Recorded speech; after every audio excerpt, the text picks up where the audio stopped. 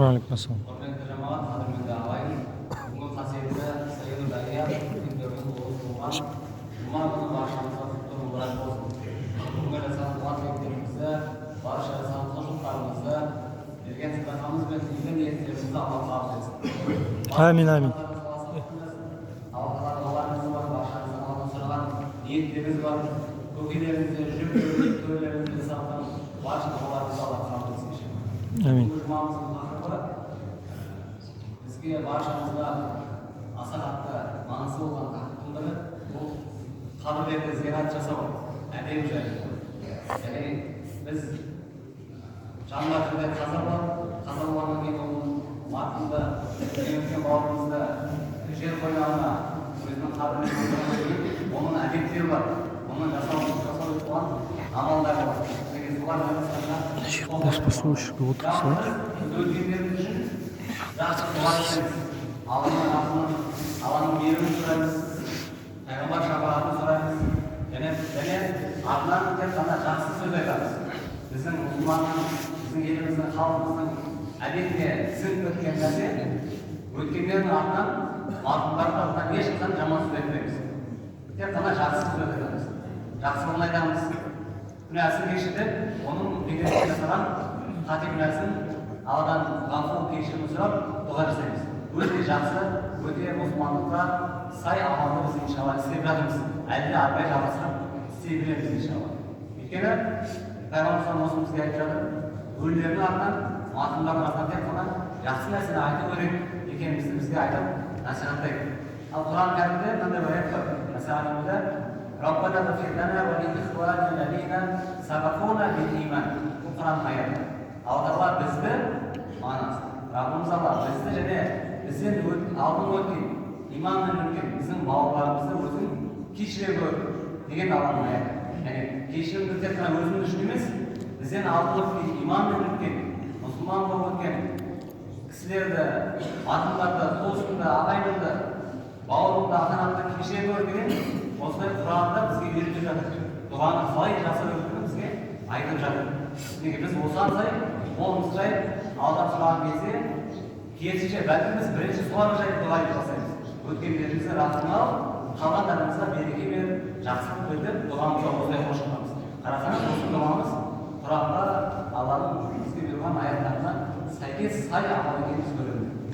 Енді тірі адамды біз қалай құрметтесек, жалғыз бауырымызды қасында жүрген ағайынды, туысымызды қалай тірі кезінде құрметтесек, өткеннен кейін де оған құрмет жасау, оған үнемі сондай бір құрметпен шығарып салып, құрметпен жаны жасаймыз.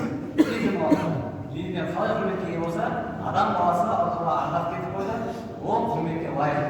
Ол мейлі қабірде болсын, ол қайтыс болғаннан кейін үйінде болсын, кезім уақытта құрметке лайық. Біз соған сай құрметімізді көрсетеміз. Пайғамбар саллаллаху алейхи ва саллям жамағатқа сахабалардың асхабтарына мынандай сөз айтты. Мен сендерді бұған дейін қабірді зиярат етуден қиған едім. Қабірге барып, зиярат жасап, көруден, ол жаққа барудан мен қиған едім. Енді біліңдер, тыңдаңдар, түсініңдер, одан кейін қабірді зиярат етіңдер. Қабірді зиярат жасап, одан барып, жаңағыдай өздеріңе насихат, ғибрат алыңдар. Өйткені бұл қабірді зиярат жасау, яғни бұл қалып жүректі жұмсататын нәрсе. Қабірді зиярат жүректі жұмсатады деп жатыр. Біріншісі, үш нәрсе айтты, сол біріншісі қабір сіздің жүрегіңізді жұмсатуы қажет. Пайғамбар осылай айтты, енді сіз ойлаңыз, біз ойлайық. Қабірге барған кезде, бір марқұмдарымызды, туысымызды, ағайынды жерлерге барған кезде, біз сол жерден жүрегімізге бірдеме алып қайтуымыз керек. Мен де кетем ғой, мен де мәңгі емеспін ғой, мынаудай менен алдым өмірсізген адам еді, немесе менен де мықты адам еді, менен де бай еді, менен де күші қуаты көп еді, жағдайы жақсы еді, менен әлдеқайда мықты адам еді, ол да өтіп кетті. Демек мен де өтем ғой деп өзіңіздің өміріңізге осылай бір насихатты алып қайтуыңыз керек. Яғни қандай қойған мына жақтағы жүрек деген нәрсені кішкене жібітіп, соған өзіңізге насихат алып қайтуыңыз қажет. Бұл бірінші нәрсе. Екінші нәрсе, көзге жас келтіретін нәрсе. Зиярат жасау қабірді. ол көзге жас әкелетін, жас кешіретін осындай бір амал. Демек, біз сол жерлерге барған кезде, сол балаларымыздың жағдайын ойлап, өзіміздің жағдайымызды ойлап, бізден кейінгі қалып жатқан, артымыздан өсіп келе жатқан ұрпақтың жағдайын ойлап, біз көзімізге жас алатын нағыз сол амал. Менде өзем ғой, менің артымда бар не болады, менің алдымда бар не болды, және өзім не болады. Мейлі амал жасап жатыр, немесе жасамай жатыр, бірін істей алмай жатыр. Қабірге түскен кезде менің халім не болады, менің жағдайым не болады. Құлшылығымның түрі мынау, әлем ғана амал жасап жатыр. Ал өтіп кеттім, ажал келіп қалды аяқ астынан. Қазақ айтады, ажал аяқ астынан. Ажал айтып келмейді. Келіп қалса жағдай не болады деп, сол нәрсеңізді, өзіңнің халіңізді ойлап, көзіңізді жас алатын нағыз сондай бір ескертуші, сондай бір жақсы амал. Ол зиярат. Ұстазымыз Бауыржан Әлиев ұстазымыздың мақаласында сөзі бар. Өлімнен артық ғибрат жоқ. Өлімнен артық насихат жоқ.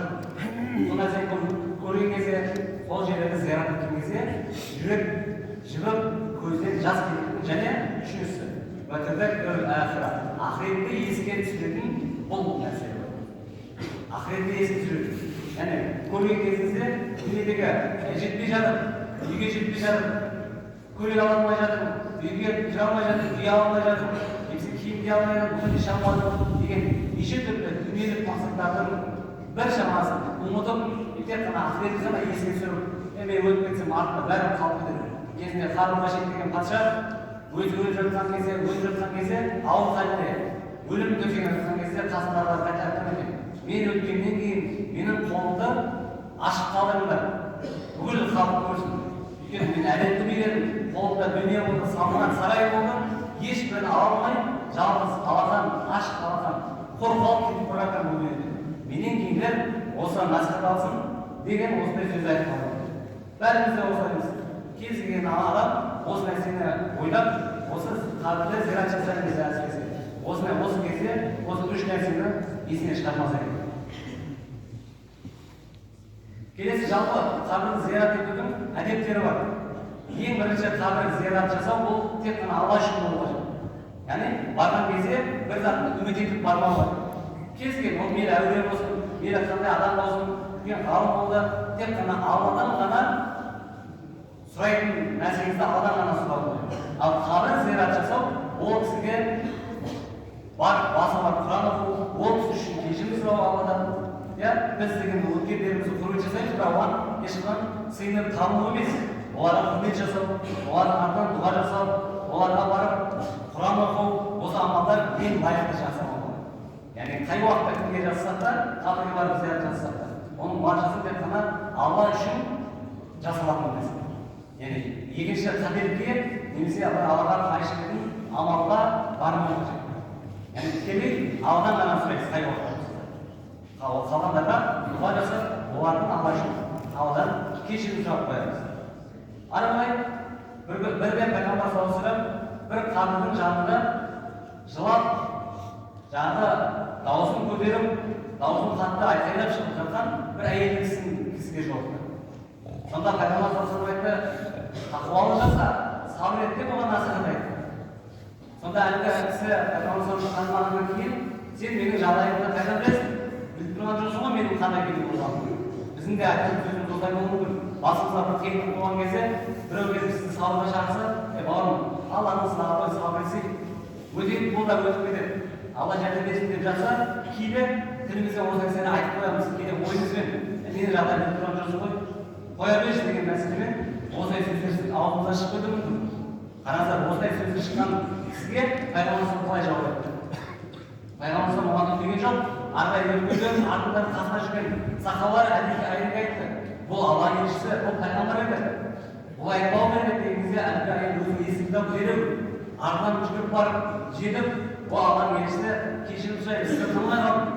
Егер танығанда айтпаушы еді деген мәселе айтқан кезде пайғамбар айтты, сен сабырлық ол ең алғашқы сәтте болады.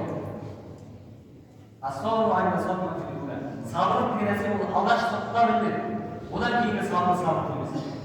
Басыңыз қиған қиын түскен кезде айқайлап немесе бір ашумен көп мәселені істеп, аузыңыздан жаман сөздер шығып, қолыңызбен жаман істегеннен кейін жай мен сабыр етейін, басыма келген бұл қиындық шығар десеңіз, ол сабырға жатпайды. Өйткені аузымыздың айтатын сөз айтып жатырмыз, қолымызбен істейтін нәрсені істеп қойдыңыз. Сіз деген басыңызға қиындық келген кезде тоқтап өзіңізді ұстап. Бұл да маған Аллахтың сынағы деп өзіңізді ұстай біліңіз, нағыз сабыр сол екендігін мен Пайғамбарымыздан сұрап, әлгі көрсету арқылы сіз бен бізге баршамызды көрсетеді. Біздің әрбір қиындығымыз, әрбір басымызға келген ауыртпалық бір Аллахтың сынағы. Біз соған қарап, соны ойланып, кішкене өзімізді ұстап, тоқтайтын болсақ, онда Алла Тағала бізге үлкен бір сүйіншілікпен, нығметпен сүйіншілік. Және ғалымдардың сөзі бар, әрбір қиындық, әрбір басына келген ауыртпалық, әрбір машаққат ол адам баласының дәрежесін көтеруінің, адам баласының бір абыройға жетуінің сүйіншісі деген. Яғни дәрежесі көтеріліп тұр ма, сіздің басыңызға қиындық кетеді. Бір абыройға, немесе бір жақсылыққа, берекеге, нығметке жетейін деп тұрсыз ба, басыңызға қиындық кетуі мүмкін. Осымен өзіңізді қабылдап қойыңыз. Алда маған жақсылық берейін деп жатыр дейді. Артынан маған бір нығметтер, өтір берекесін, бір жақсылығын берейін деп тұрған шығар. Осы қиындығым соған бір сүйінші шығар. Осы қиындығым соның хабаршысы шығар деп сіз өзі күтсеңіз, сабырлық танысаңыз, Алла Тағала сабыр етушілікпен бірге сізге Алла өзінің сыйын беріп, дүниеде беріп, ақыретте сізге сыйын береді. Сондықтан сабыр өте маңызды нәрсе. Басы қиындық келген кезде өзін ұстай білу өте үлкен, жақсы сауапқа мен сауапты келетін адамға ұстай білу сипаттың бірі болады. Және қабірге барған кезде қандай амал жасауымыз керек? Ең әуелі келген кезде ол кісілерге, ол жерге барған кезде сәлеммен басталады. Сәлеммен басталады. Ассаляму алейкум. Алла елшісі болсам өткендей, сендерге осы қорында жатқан, осы зиратта жатқан барша әхліге, барша адам баласына сендерге Аллахтың сәлемі болсын деп сәлеммен кіру, бұл да сүннет. Осылай жасалады. Барған кезде дәретпен, тазамен, жақсы киіммен киіп барып, өйткені ол жерге дұға жасалады. Ал дұғаның әдетінде таза болу, дәретті болу, қолдарға қарай жүзену, қолды астында Аллаға жайып, шын ықыласпен Алла үшін сұрау, бұл дұғаның әдеті. Ал қабірге барған кезде ол дұға жасалу керек. Қабірге барған кезде басқа амал жоқ дұғадан. Құран оқу бар ішінде, дұға жасау бар. Өткен үшін және өзіңіз үшін жақсы қимат алып қайту, олар үшін дұға жасау, нағыз сондай бір орын болады. Сондықтан сол жерге барған кезде таза дәретпен, қолды жайып барған кезде қабірдің, жанды зираттың әдеттерінен шығып кетпеу қажет ең басында. Немесе үстіне отырып алу секілді, үстіне шығып кету секілді, үстін басып құрметсіз жасау, қандай да бір түкіріп немесе бір басқа да құрметсізге барудан сақтану қажет. Өте көркем түрде барып, өзіңізге көркем түрде насихат алып қайту, ол сіз үшін үлкен, өзіңіз үшін, отбасыңыз үшін, өзіңіздің ақиқат үшін жақсы болған амал болады. Және бізде бірақ халқымызда мынандай бір әдет табылады, баршамыз жасаймыз. Қабірдің зиратта жанына өтіп жатқан кезде қол жайып дұға жасаймыз. Біреулер дұрыс дейді, біреулер дұрыс емес дейді. Дұрыс нәрсе. Сәлем беру оның жанына. Яғни біз қабірдің жанына барған секілді ассаляму алейкум деп амандасып, қол жайып, олар үшін жақсы дұғада болу, бұл да сол сүннетке сәйкес. Өйткені ол кісілердің Пайғамбар айтқандай, артынан барып үзілмейтін ізгілік ол деген артындағы бауырларының туысының ұрпағына жасаған дұғасы. Сіз де өтіп жатқан кезде қолын жайып, сол бауырыңыз үшін, оның мұсылмандар үшін қол жайып ықыласпен дұға етсеңіз, иншалла сіздің дұғаңыз қабыл болады. Келесі нәрсе, Пайғамбар саллаллаху Тахауи ақидасы, Тахауи деген үлкен ұстаз бар, кітабымыз бар. Сол Тахауи кітабында мынандай бір сөз келтіреді. وفي دعاء الأحياء بالأموات وصدقاتهم منفعة بالأموات. Тірі адамдардың дұғасы, тірі адамдардың берген садақасы марқұмдарға пайда береді. Марқұмдарға пайда береді.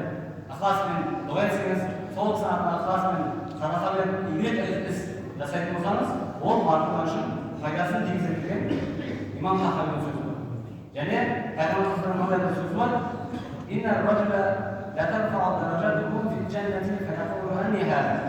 Bir adam kıyamet gününde onun kilitli böyle derecesi kötüye basıyor. Sonra elli adam söyledi, bu kalay oldu bana. Bu derece, bu artıklık bana kalay kötüye bana kalay getirdi. Gibi bize Сол кезде ол менде айтады екен, сенің дүниеде баланың ұрпағының дұғасының арқасында сенің дәрежең көтеріліп жатыр. Неге? Ол пайғамбарымыздың Ибн Мажаның сүннет кітабында, сүннан жинағында келетін хадис. Демек, ұрпағының біздің ата-бабамыз үшін, біздің сондай өткендеріміз үшін жасаған дұғамыз, әрбір истиғфарымыз, әрбір айтқан ізгі амалымыз ол біздерге пайдалы болатындығын біз көріп жатырмыз.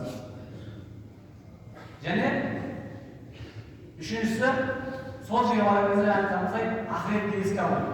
Үнемі сол нәрседен өзіміздің ойымызды сол нәрсеге дайындау. Мысалы, қазақтарда мындай сөз бар: аш болсаң базарға бар, тоқ болсаң мазарға бар деген сөз. Яғни адам тоқ кезде, адамға башылық кезде, адамға осылай бір бар нәрсе жетіп тұрған кезде, көбінесе ақыретін, көбінесе жақсы амалдарды ұмытып қалды. Тоқ кезде, аш кезде бәрі сөйледі. Яғни басына қиындық келген кезде, кез келген адам Алланы ойлайды. Басында қысқан кездерші, Алланың есімі басыңызда. Қолыңызды алақаннан аяғын жайып, қолыңызды түсірмейсіз. Үнемі Алла бетіне шығып жатыр. Аллаға аяққа дейін осы бетіне деген секілді Алланың байланысын күшейтіп алған кезіңіз. Ауызда жақсы кеткен соң, ол нәрсе қалып қояды. Есіңізде шығып кетуі мүмкін, шипа сұрауы мүмкін деген.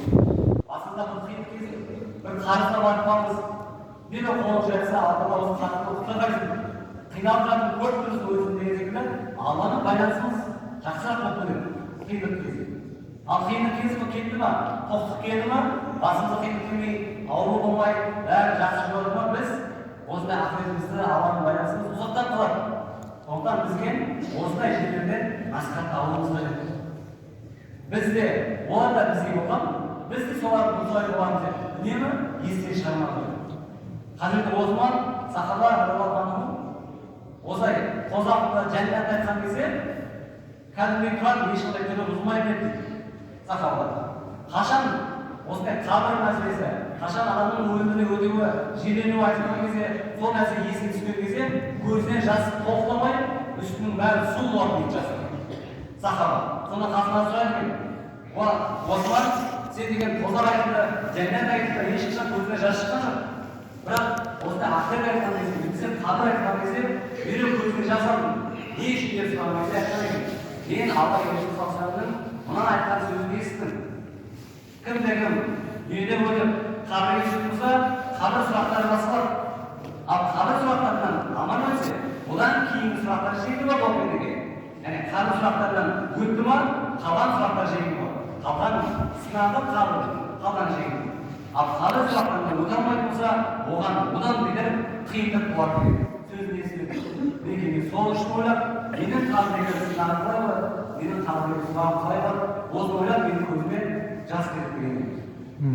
Сахабаның, пайғамбарымыз саллаллаху тәрбиесін алған, қасында жүрген асхабтардың амалын қараңыз. Солардан біз үлгі алып, солармен біздің өмірімізді сәйкес байланысып алсақ, онда шынымен біздің өміріміз берекелі, өзіміздің өмірімізге, бала шағамыздың басқаларынан пайдалы болған мұсылмандар боламыз. Хакім Абай атамыз сөзінде былай деген екен: өлсем оның қара жер сыз болмай ма, біреуге ерте, біреуге кеш болмай ма. Яғни өмір бәрібір өтіп кетеді, біреуіне ерте, біреуіне кеш келеді. Бәрібір біз өтеміз, осыдан ғибрат алу деген Абай атамыз сөзі бар. Ал Машин Жүсіп атамыздың тағы бір сөзі бар: жан келіп кәл барады қара жерге, кіреміз бір күн барып қар қалады. Яғни ол сіздің дүниеге жасаған зәулім сарайыңыз, 4 қабат, 5 қабатты үйіңіз немесе баршасы дүниеге ғана қалады, баратын жеріңіз қабір. Оның үстінде сол қабір немесе жәннаттың бір бақшасы болатын, немесе тозақтың бір шұңқыры болатындығын Пайғамбарымыз тағы айтты. Сондықтан екеуінің біреуі болады.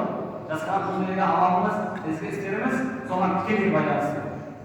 Бір күні Пайғамбар саллаллаху алейхи бір сахабамен бірге қабірдің жайында өтіп жатты. Сонда тоқтап, мына екі қабір азапталып жатыр. Неден азапталып жатқанын білесіңдер ме деп сұрады. Сонда қасындағы Алла жағының елшісі жақсы деп, бұлар Расулаллах деген кезде, бұл екеуі үлкен күнә істеп, үлкен бір ауыр күнә істеп азапталып жатқан жоқ. Бұлар кіші амалды істеп дүниеде азап шегіп жатыр қазір қабірде. Оның бірі кіші дәретіне мән бермеген адам. Екіншісі, ол тіліне мән бермеген адам. Өсекке, өтіп, ғайбатқа тілін жайған адам, жіберген адам, мінекей осы екі қабілетке солар деп, осы екі қабілетке азаптың қандай түрде болғанымызды айтып отыр. Тілге ие болу және кіші дәретке ие болыңдар деп насихат айтты, қатты айтты. Сосын қолындағы жас шыбықты сындырып, екі қабылдың басына екеуі қадап қойды. Осы екеуі қойылғанша екі шыбық. Ол екеуінде азап жеңілдетеді деп осылай сөз сөйледі.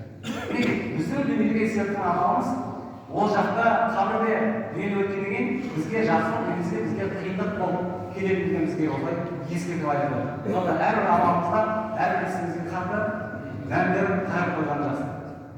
Және осы қабірде зиярат етудің әдеттері жаңа айтқанымыздай дәретпен таза дұға жасап барып, одан кейін қабір басында осы сөзден де ұзақ болу қажет. Осы сөзден ұзақ болу қажет. Және барып, қалай болса солай, барып тұрып, өткен кісі өтіп кетті ғой деп, жаңағыдай болмашылықпен, дүниелік істермен өзімізді айналыспауымыз керек. Өйткені өзіміз соны ішкенбіз. Кейде сол бір бауырымыз, досымыз, ағайымыз қайтыс болып барған кезде шыннан көріп жатамыз. Оны өздеріңіз де ішінде барсыз. Бос әңгімемен мәйітті марқұмды жегіп, оған құрметті келе көрсетпейміз. Барып, кейін өзіміздің күндерді тіршілігімізді шаруамызды айтып, кеше не істедің, ертең не істедің деген әңгімемен. Ол жердегі мәміле, ол жердегі әдеп олай болмаған үшін. Барыңызға шыққанға дейін барынша өзіңіз үшін насихат алып қайтыңыз. Алмасаңыз да өзіңізге, алсаңыз да өзіңізге. Сондықтан осы нәрседен кішкене алып қайтқан жақсы. Өйткені ол сіз үшін үлкен қайыр болады. Өте бекерден жақсы болады. Өйткені дүниеде ол біздің өміріміз, ол біздің дүние өтіміз барлық үшін сынақ. Құран аятта аят бар, Аллахның асабында «Әлләзі халақал маута вал хаята лияблувакум айюкум ахсану амала». Сіздерге Алла өмірді, өлімді сынақ үшін жіберді. Сынақ бекерді. Дүниеге келуіміз, дүниеде өтуіміз баршылық үшін, Аллах тек қана емтихан үшін жіберді. Сондан осындай кезеңде өзімізге үлгі, өзімізге бір ғибрат алып қалғанымыз онdan үстінен болады. Абай атамыздың тағы мынандай сөзі бар екен. Адамзат бүгін адам, ертең топырақ, бүгінгі өмір жатқандар өте алдар бірақ, ертең өзің қайтасың білемісің, өлмек үшін туғансың, ойланшы. Барлығы аталарымыздың әр айтқан сөзіне қайтып шынымен дүниенің бәрі қош айтсаңыз, бәрібір біздің барар жеріміз сол қабірде осындай насихаттарды үнемі айтып, өзінің бауырларына, туысқандарына, өзінің қасында жүрген барлық халыққа осындай насихат айтып өтеді. Сонда біз әрбір ісімізге осыған қатты мән беруіміз керек. Пайғамбар саллаллаху алейхи бір хадис бар екен, осының аяттар бәріміз сол айтады. Алты амал бар, алты нәрсені адамдар істейді, бірақ оны Аллаға жек көреді. Біріншісі, намазда тыныш тұрмау. Құлшылық жасаймыз, құда жасаймыз, намазда көп әрекет жасаймыз. Қолымыз оңға солға, басымыз оңға солға, аспанға, немесе бір сақалымызбен, немесе бір шашымыз үстімізде киімізбен ойнап тұрамыз. Осыны айтып жатыр. Қол намазда тыныш тұрмау, бұл нәрсе жек көрініш нәрсе. Екіншісі, берген садақаға міндетсіздік. Мен бердім ғой садақаны. Өткенде бердім, немесе намазға кезде бердім деп өзіңізді кішкене жоғары ұстау, басқадан өзіңізді жоғары ұстау, немесе мен бердім ғой мақтанып кішкене сол нәрсені айналдыру, ол нәрсенің екі жек көрініші керісінше ондан адамға зиян беретіндігін айтып. Үшінші ол оразада әдепсіз сөйлеу. Қазір шәуәлай Рамазан айы өтіп жатыр. Сіз бізді тәрбиелейтін жақсы, тәрбиелейтін мүмкіндіктер айында біз осы нәрсеге өзіміз тәрбиелеуіміз. Рамазанға аузыңызды беріп па, оразасы ба, өзіңізді тек қана жақсы сөзбен айналыстырып, басқа нәрседен тек қана мен оразамын, маған сөз сөйлеуге, маған жаман іс істеуге, айбар өсек көтеріп, жалған сөз айтуға өзіңіз болмайды деп өзіңізді солай тәрбиелеуіңіз қажет. Келесі қабір басында күлу. Мінекей, бүгінгі нәрсеге қатысты нәрсе. Қабір басында күлу, ол ең жек көрінішті амал болу. Келесі, мешітке бой дәрменсіз, бұзылсыз кіру. Және үйге рұқсатсыз көз сұғу. Халықты өтіп жатқан кезінде көршілеріміздің, басқа ағайындардың, басқа біреудің танымайтын біреудің есік терезесі ашылған болса, үйде кім бар деген, не істеп жатыр деген деп көз тастау негізі ең жек көрініш нәрсе. Кейде істеп қоямыз, кейде әдейі істейміз, кейде қараймыз, кім бар екен, не істеп жатыр екен деп. Немесе телефонымызды жағдай тағып, кім бар екен деп қараймыз. Осындай үйден да шығып жатыр. Көршінің достары немесе басқа бір алыста тұрған үйдің ішіндегі не болып жатыр деп осындай әрекет жасаймыз. Ең жауапты нәрсе Аллахтың пайдасы істеп жатыр. Неге оны өзіміз сақтайық, және қасымызда істеп жатқан осы нәрсені жасап жатқандарға ескертейік. Бұл нәрсе дұрыс емес. Аллах бақылайды. Сіз құлшылық жасап жатырмыз, жұмаға келіп жатырмыз, ораза ұстап жатырмыз, істеген амалымыз бір тиын болып қалмау қажет. Бір құмалақ, бір қарын майы шығып қажет.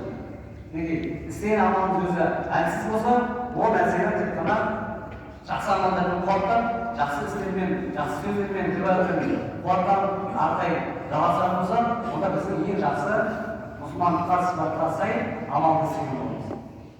Бұндай жамағат бұл қабір зияраты өте маңызды нәрсе. Сізді бізді бір даңғайсыз тәкаппарлық кетпеуге, қолымызды біреуге садақа беруге, жақсылық істеуге себепші ететін нәрсе. Өйткені мен де ойлаймын ғой. Мен де ойлаймын ғой, ол кісілерде мен де боламын деп, өзіңізді ойланып, өзіңізді сұрақ қоятын нәрсе. Сондықтан біз осыдан ғибрат алып, өзімізді, жанұямызды, бала-шағамызды осыдан кішкене ақыреттік мәселеге тәрбиелеп, соған дайындап, артық кетпеуге, өзіңізді біреуден жоғары қоймауға шақыратын, өзіңізді сондай бір рухани тәрбиелейтін жақсы бір тәрбие дәрісханасы. Неге оған бәріміз сауатты болайық. Астана бойынша осы жерлеу мәселесіне, жанымыздар мәселесіне жауапты біздің осы Ақмешіт қамқор шарапат деген біздің орталық бар, білесіздер. Адам баласының жақты түзгеннен бастап, оны оң жаққа жатқызу, оны жуу, кебіндеу, оны қалай жуылу керек, қалай кебінделу қажет, оның барлығын мемлекет жаназа салады, оны алып баратын көлік бар, қабірге жерлеу, қабірді тұрғызу, барлығын жауапты, барлығына атқаратын, осы істерді атқаратын бізде қамқор шарапат орталық. Кез келген уақытта біреудің осындай бір басқа қиынға түскен кезде қаласын бірлесе үйреніп, сол кісілерден ақпарат алып, сол кісілерге барып қызметіне жүгінуге болады. Негізі әр адам өзінің бауырын, өзіңіздің ата-анаңызды, өзіңіздің туысыңызды, дүниеге өткен барша жақынды өзі жұмса, өзі кебіндесе, өзі бәрі жұмысын атқара алса, ол дұрыс деуге болады. Неге солай болу қажет? Бірақ қазір қорқамыз, ұстағымыз келмейді, істей алмаймыз, жуа алмаймыз деген секілді. Неге? Сол үшін осындай бір орталық бар. Осы орталықтың жұмысы жүріп жатыр. Оның бір шамаңызды білесіздер. Ол кәдімгі шариғатқа сай, біздің исламға сай, нақты бір қателіксіз, әркім әрбір қатпай барлық бір жүйемен орталық жатыр қазір. Алла істеріне береке берсін. Алла біздің өткендерімізді рахмет алсын. Алла олардың күнәсін кешіріп, Алла сізбен бізді, ақиретімізді, біздің Алла осындай бір істеудің аз амалымызды қабыл етіп, ақиретімізді аман етсін. Алла азабынан, тозақтан болған сіздерімізді сақтасын. Алла елімізге амандық тыныштық беріп, елімізде қиналып жатқан, судан қиналып жатқан, түрлі табиғи апаттардан қиналып жатқан бауырларымызға,